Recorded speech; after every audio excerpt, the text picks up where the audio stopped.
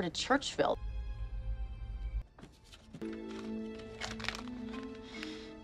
Don't get me wrong. What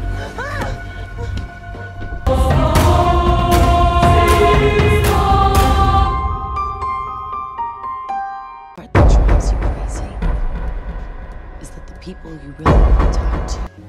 Film ini diambil dari kisah nyata di Amerika.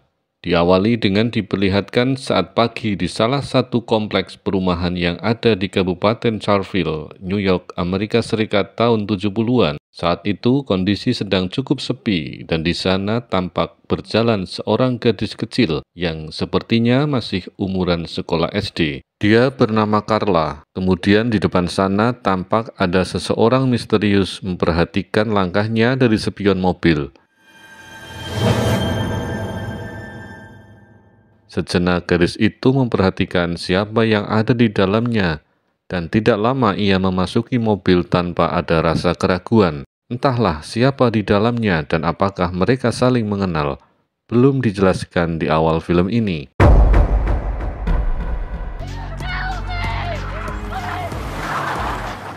Tidak lama kemudian, gadis itu dikejar mobil di jalan yang tampak sepi di tengah hutan yang cukup luas dan tidak ada satupun kendaraan yang melintas di area ini. Dengan sangat ketakutan, hingga dia memasuki hutan dan mengendara misterius itu pun menghentikan mobilnya dan mulai mengejarnya.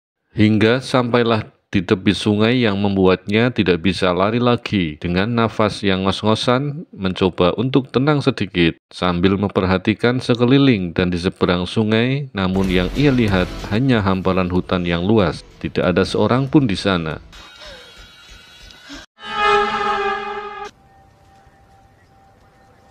Beberapa jam kemudian, dua orang detektif bernama Megan dan Kenneth datang ke TKP.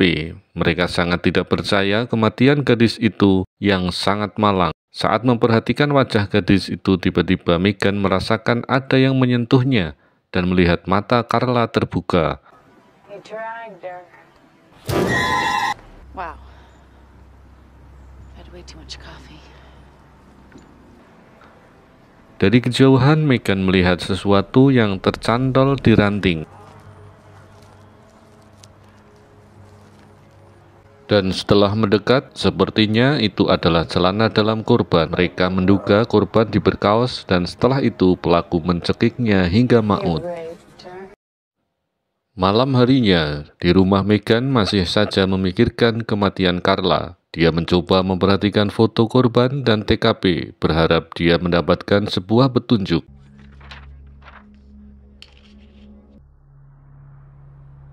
FBI seems to agree with initial profiles. Type personality. 3 bulan setelah kejadian, Megan dan Kenneth mendiskusikan perkembangan kasus Carla kepada detektif bernama Ray. Ray mengatakan ini adalah penyelidikan yang sangat sulit dan sepertinya pelaku tidak bisa ditemukan dan pastinya pelaku telah melarikan diri sejauh mungkin dari kota ini. Namun Megan tetap akan melanjutkan penyelidikan hingga kasus ini benar-benar terungkap. Detektif Kenneth berasumsi jika di mobil itu bukanlah orang yang tidak dikenal. Pasti Carla tidak akan masuk ke dalam mobil itu. Apalagi di sekolahnya dikenal anak yang pintar dan pastinya dia dapat membedakan dengan siapa dia harus bepergian. Kemudian tim detektif lainnya berasumsi bahwa pelaku telah mengawasi Carla sejak lama hingga dia paham dengan kehidupan Carla dan kemungkinan bersamaan dengan itu pelaku sudah mengenal korban. Detektif telah mewawancarai hampir semua saksi, tetangga, dan orang yang mengenal Carla, namun tidak ada hasil dan petunjuk selama ini. Kemudian Megan menambahkan sepertinya hasil wawancara itu belum mendalam dan Megan akan melakukan wawancara kembali. Dia meminta izin kepada kepala detektif untuk hal tersebut, dan dengan melihat semangat Megan, akhirnya dia diizinkan untuk melanjutkan penyelidikannya. That is not random. It might be. It's got nothing to do with the initials. Well, please let me interview them again. Singkat cerita, di malam harinya Megan kembali bersemangat menyusun semua petunjuk tentang teka-teki kasus ini. Dia mengurutkan puzzle satu demi satu. Salah satu petunjuknya adalah 3 huruf C yang menjadi inisial dalam kasus ini. Carla Castillo itu adalah inisial korban, dan dia masih penasaran dengan huruf C yang satunya. Diperkirakan hanya 2% nama yang memiliki inisial huruf C. Jika dikalibrasi 1:1400, dan itu terasa mustahil.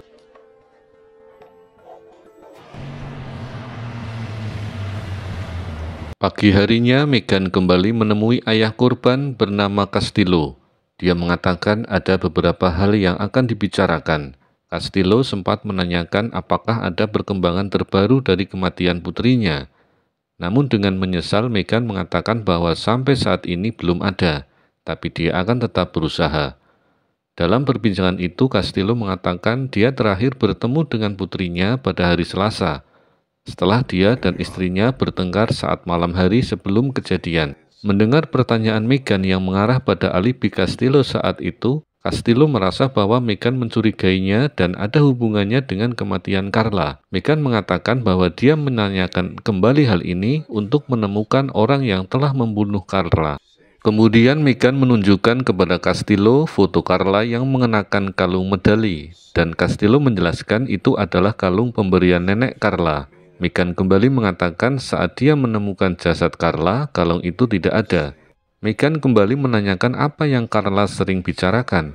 Castillo menjawab, sekedar urusan sekolah dan teman sekelasnya. Saat Megan mengangkat secangkir kopi, dia merasakan penglihatan indigo kembali huruf inisial 3C. Dia menjadi bertambah heran tentang inisial itu. Kid stuff. Selepas itu, Megan mendatangi kediaman Carla. Ibu Carla menceritakan bahwa anaknya bertemu ayahnya pada hari Selasa sekitar pukul 6-7 malam. Dan Carla adalah anak pendiam dan tidak mudah bergaul dengan siapapun. Karena Megan mengulangi kembali pertanyaan-pertanyaan yang pernah dulu dia tanyakan saat penyelidikan pertama, Ibu Carla merasa risih. Melihat itu, Megan meminta izin untuk bisa masuk ke kamar Carla untuk kedua kalinya.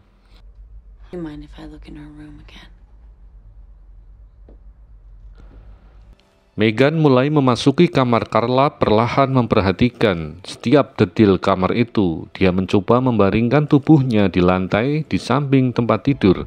Tanpa sengaja, dia melihat gambar salib dan 2 boneka kecil. Dengan penasaran, dia memasuki kolong kasur dan mencoba meraih gambar salib itu. Namun, tiba-tiba ada yang meraih tangannya sehingga dia kaget berteriak dan buru-buru keluar dari kolong kasur. Teriakannya membuat Ibu Carla mendatanginya dan menyuruh Megan untuk segera pergi.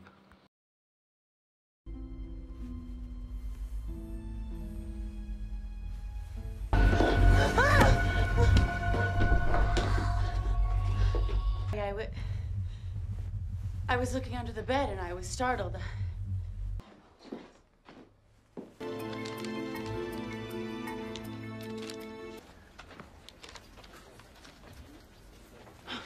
Malam harinya, Megan yang masih berada di kantor menyelidiki kasus ini. Ray yang melihatnya kemudian mendekati dan memberikan saran kepada Megan untuk mengakhiri penyelidikan ini. Demi kesehatannya dan orang-orang mengeluhkan cara Megan dalam melakukan penyelidikan. Dan Megan terlihat sering berbicara sendiri sehingga mereka merasa kasihan kepada Megan karena kasus ini tidak kunjung selesai, telah mengganggu mentalnya. Mereka sangat mencemaskan kesehatan Megan, dan Ray juga menyarankan dia mengambil cuti liburan untuk menenangkan pikiran. Namun Megan memberikan pernyataan kepada Ray bahwa ini adalah prosedur standar yang dilakukan oleh seorang detektif.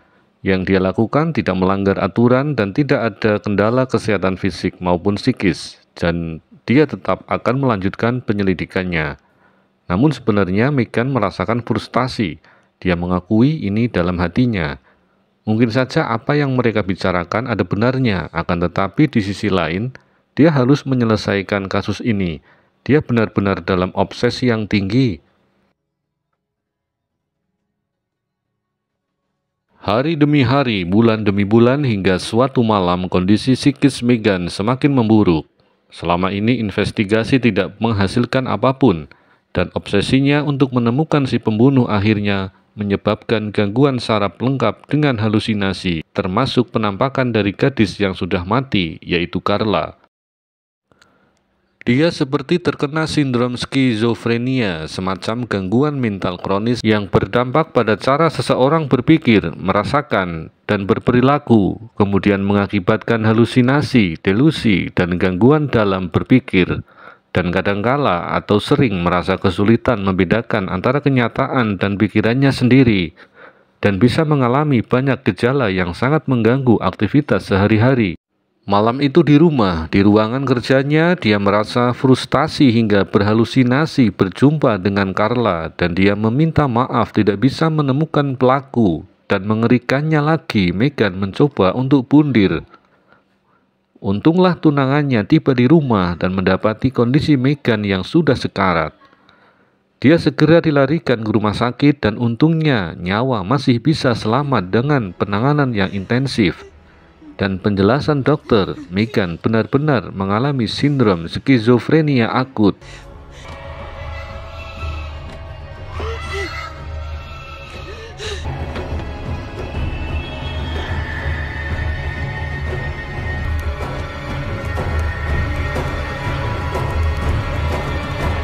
Honey?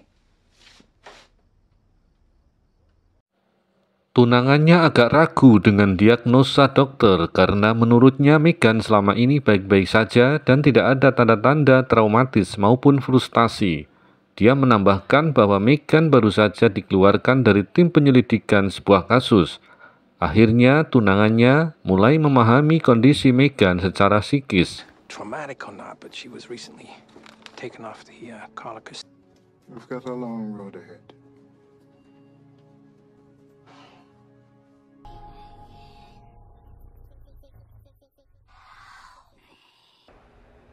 I would just be racked with panic 24/7.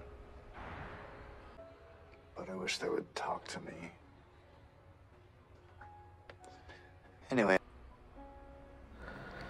2 tahun kemudian, diperlihatkan Megan yang sudah bisa beraktivitas setelah menjalani perawatan medis yang lama. Hari ini dia mengikuti semacam terapi perkumpulan orang yang pernah mengidap skizofrenia. Mereka saling menceritakan pengalaman hidup masing-masing. Dan Megan menceritakan bahwa dirinya alhamdulillah telah kembali di kantornya, namun di bagian pencatatan. Ini mungkin sesuatu yang terbaik baginya. Dia berteman baik di sana, salah satunya dengan Richard yang ahli dalam matematika. Works there. Oh, yeah. Yeah. He's made captain. Yo would be dumped in a town that started with the letter C. I'd play. And you may have to live with that.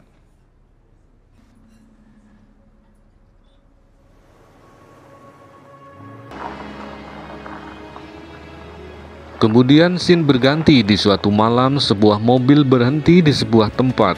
Terlihat seseorang membopong gadis kecil yang tidak bernyawa. Where is it? Keesokan harinya, beberapa anak memanggil seorang sheriff memberikan kabar bahwa ada penemuan jasad seorang gadis di tengah rel. Di kantor pusat, semua orang panik mendengar kabar itu. Megan yang saat ini bertugas di bagian pencatatan tidak mengetahui apa yang sebenarnya sedang terjadi. Kemudian dia membuka sebuah catatan kasus terbaru yang ternyata itu adalah penemuan mayat bernama Wendy Walsh. TKP-nya ada di Kabupaten Webster. Okay, so you were right. But that doesn't alter. There hasn't been an autopsy yet. Melihat itu, Megan tambah bingung lagi. Kasus Carla Callisto terbunuh di Kabupaten Charleville, artinya C3 dan hari ini W3. Pertanyaannya adalah apa yang sebenarnya pelaku inginkan dari inisial tersebut. Kapan waktu Megan kembali menemui Detektif Kenneth dan membujuk agar dia bisa kembali masuk dalam tim investigasi, namun Kenneth tetap saja mengkhawatirkan kesehatan Megan.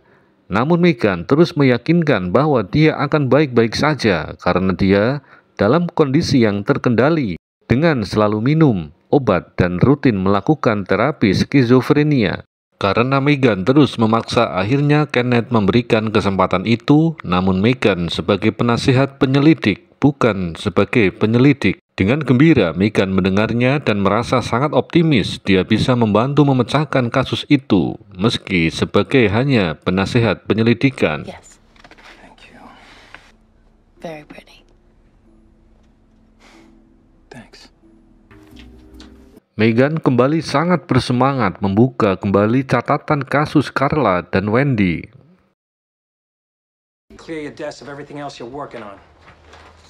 Keesokan harinya, Detektif Kenneth memimpin rapat tim investigasi. Diyakini pelaku adalah orang yang sama di lokal New York. Salah satu petunjuk adalah adanya bulu kucing putih yang ada di pakaian kedua korban. Sure, I don't have to remind you all to conduct yourselves calmly.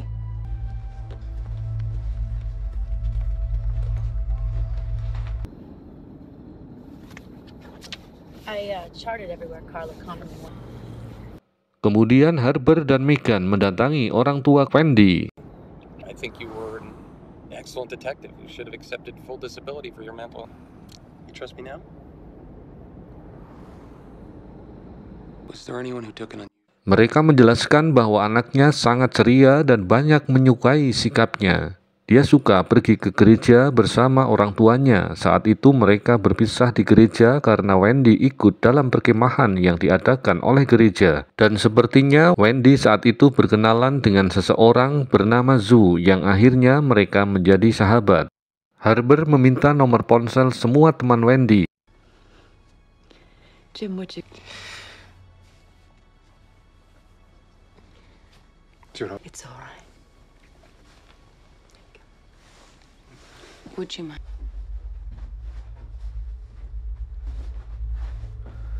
Kemudian Megan masuk ke kamar Wendy melihat detail di sana setiap sudutnya. Di sana dia merasakan kembali reaksi halusinasi dan untunglah Harper segera menyusulnya.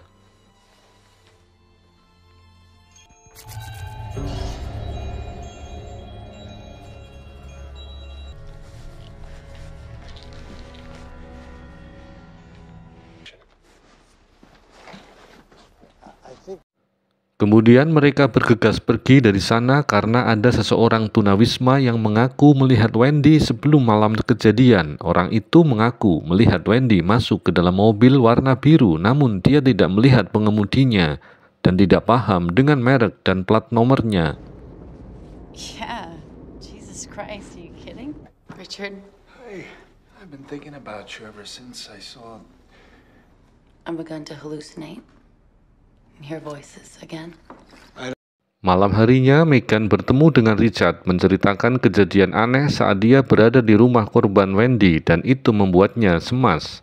Richard mengatakan bahwa Megan harus segera fokus memperhatikan kesehatannya dan sementara waktu beristirahat untuk melupakan kasus ini. While you're still in one piece. Hal yang menarik, Megan menemukan satu petunjuk yang tertuju pada seorang yang bernama Carl Tanner yang pernah bekerja di keluarga Castillo. Dia juga ternyata masih saudara dengan Wendy. Orang ini adalah sepupu ayahnya Wendy. Ternyata diketahui Wendy dan Carla saling kenal, namun hubungan keduanya pernah renggang. Dan orang ini pernah mengganti namanya dari Carl Schwartz menjadi Carl Tanner. Jadi tidak ada yang menyadari dengan nama itu. In control. He thinks he's tricky and clever, but he can only really assert dominance. Who are the kids? After school program. Mereka langsung mendatangi Carl Tanner. Ternyata orang ini pernah diwawancarainya 2 tahun lalu tentang kasus yang sama. Diketahui orang ini menjadi pengasuh di sebuah sekolah yayasan khusus anak dari broken home karena narkoboy dan perceraian. Kemudian dia dicecar dengan beberapa pertanyaan yang membuatnya gelisah dan mencurigakan. Karena situasi menjadi agak tegang, kemudian Megan dan Harper menyelesaikan pertemuan itu dan berniat menemui Kapolres Webster yang pernah juga mewawancarai Carl Tanner, berharap menemukan petunjuk baru. Well, I think that's a great idea. We're going to do everything we can to help. Tibalah mereka berdua dengan Kepala Polres Webster. Permintaan untuk bertemu dengan petugas yang pernah mewawancarai Carl Tanner tidak bisa dan meminta laporan hasilnya juga tidak diberikan. sehingga mereka berdua merasa kecewa dan kecurigaan menjadi semakin kuat terhadap Cole Tanner. Sorry. I'm just... I would have done. Sir. I'm hanging in there. Thanks.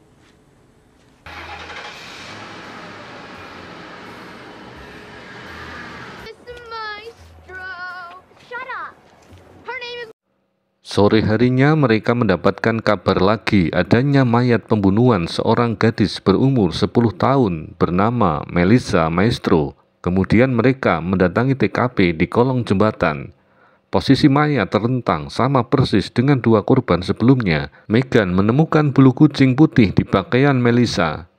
Kesamaan antara Wendy dan Melissa adalah sama-sama aktif di gereja dan mereka juga aktif di studio senam dengan tahun yang berbeda. Sedangkan Melissa dan Carla ditemukan kesamaan mengidap asma dengan dokter yang berbeda. All right. If you don't mind. Megan semakin bersemangat untuk memecahkan kasus itu. Apakah dia dapat memecahkan teka-teki pembunuhan alfabet ini? Kita ikuti alur ceritanya pada bagian kedua.